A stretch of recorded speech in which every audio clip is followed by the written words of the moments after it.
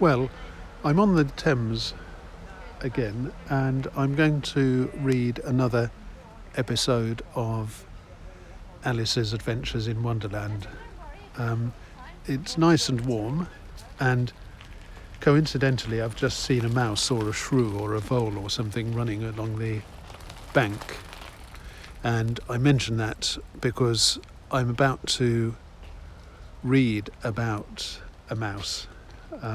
What's gone so far is that Alice saw a white rabbit hurrying along. She followed it, fell down a rabbit hole, found herself eventually in a little hall with a table containing a magic drink me potion, which turned out to change her size.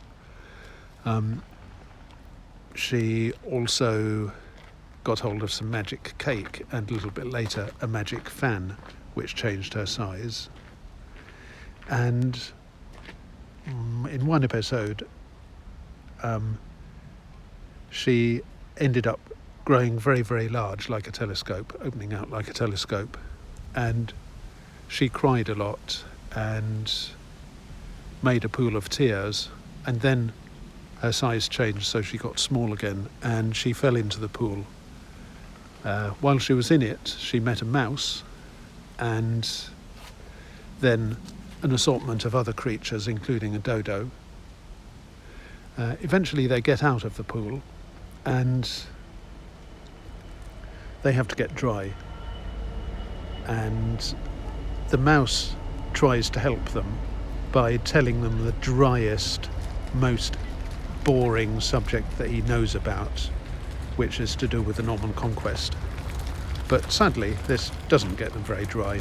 So instead they have a caucus race, which, well, it gets them drier anyway. And then there's a prize-giving ceremony. And after the prize-giving, Alice asks the mouse, reminds him that he promised to tell her his history and why it is that he hates cats and dogs. And that's what I'm going to read now. It's from chapter 3, A Caucus Race and a Long Tail. And I'll just say that I'm sitting, as I say, on the Thames. I'm at Four Streams, the junction of the Thames going south, the Thames going north, the Bullstake Stream, and the Sheepwash Channel. And I'm very glad to say, I really do hope this has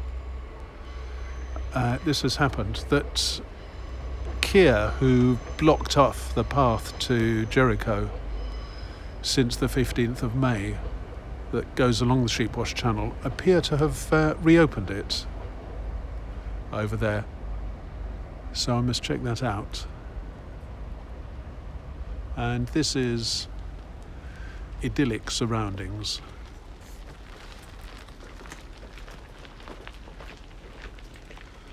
And I can imagine Carol and the Reverend Duckworth with the three sisters on their rowing trip. The Thames seems to be flowing quite swiftly here, so I fancy they might have had a bit of trouble controlling the boat.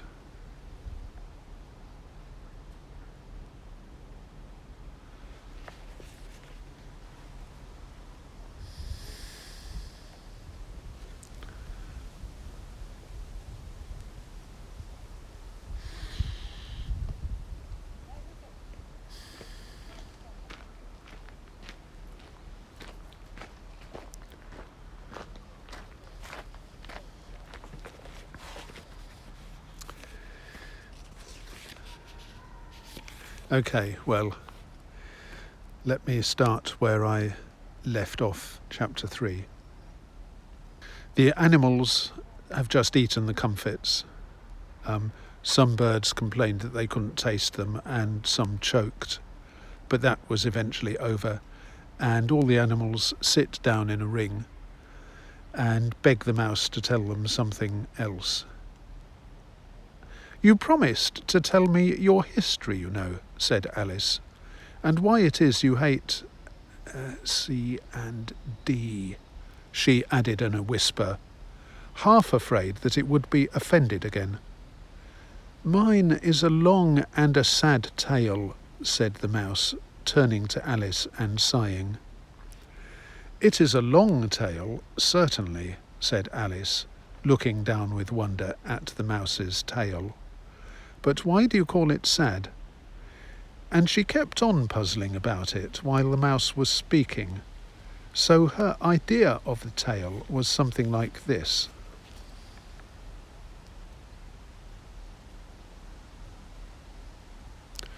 I will read that now. Fury said to a mouse that he met in the house, "Let us both go to law. I will prosecute you. Come, I'll take no denial, we must have a trial. For really this morning I've nothing to do."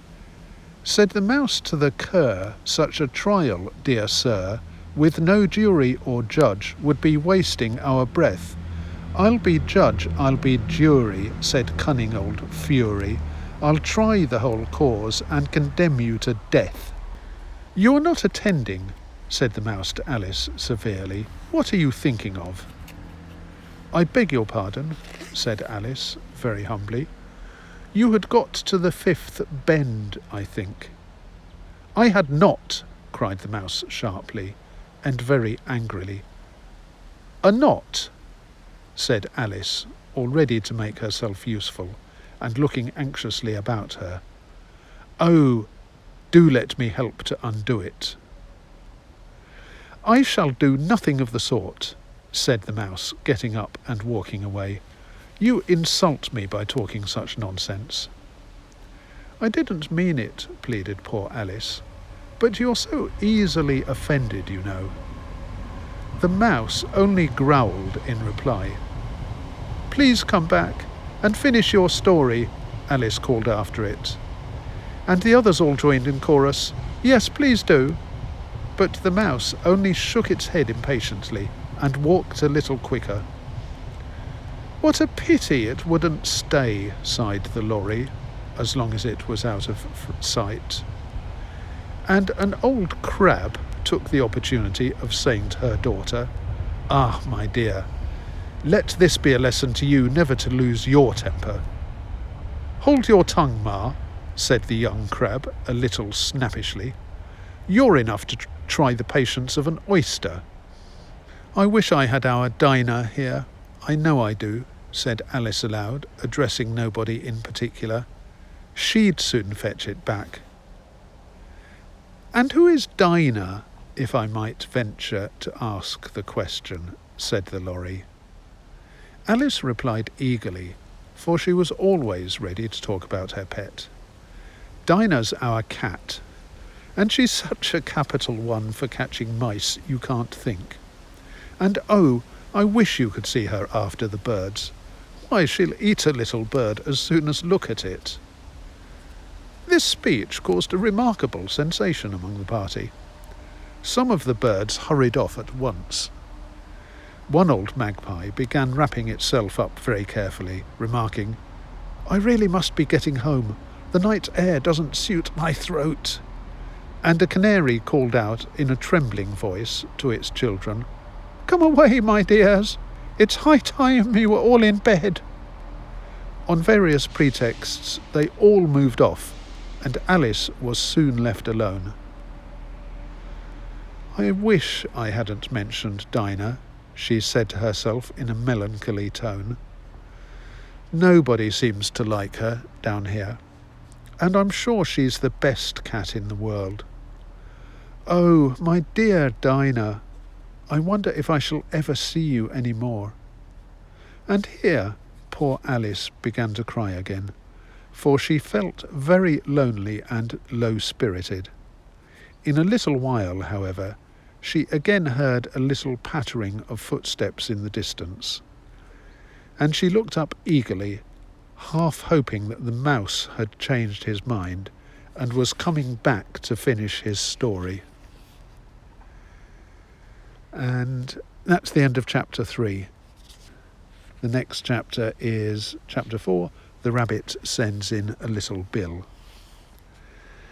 And I should just mention, Lewis Carroll was very fond of puns, and this may make the story difficult to understand if you're listening rather than reading. So when the mouse starts telling his history, he says, "Mine is a long and a sad tale, T-A-L-E. But Alice says, "It's a long tail, T-A-I-L. It's a long tail, but why do you call it sad?" And this confuses her.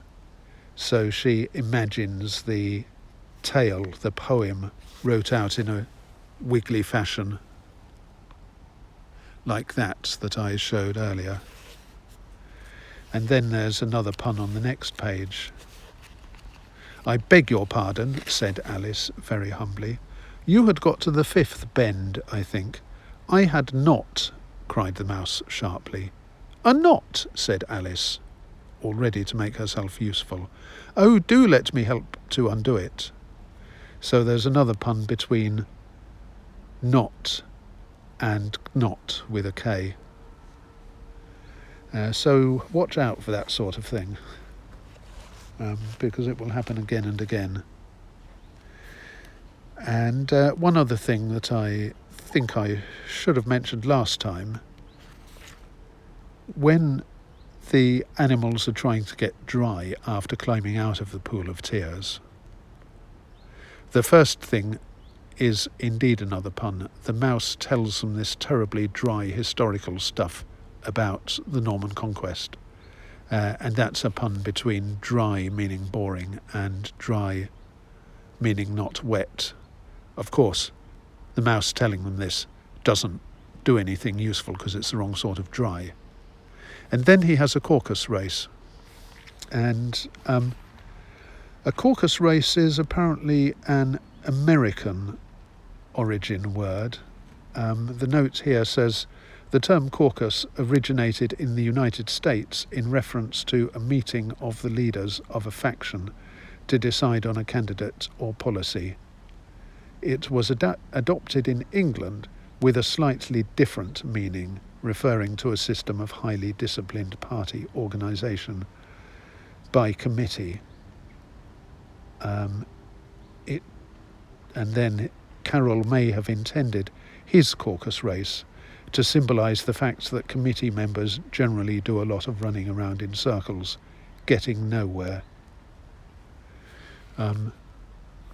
I can believe that if university administration was the same then as it is now, that he would have endured plenty of committees, and the idea of the caucus race would have come very naturally. So anyway, that's the end of chapter 3. Until next time.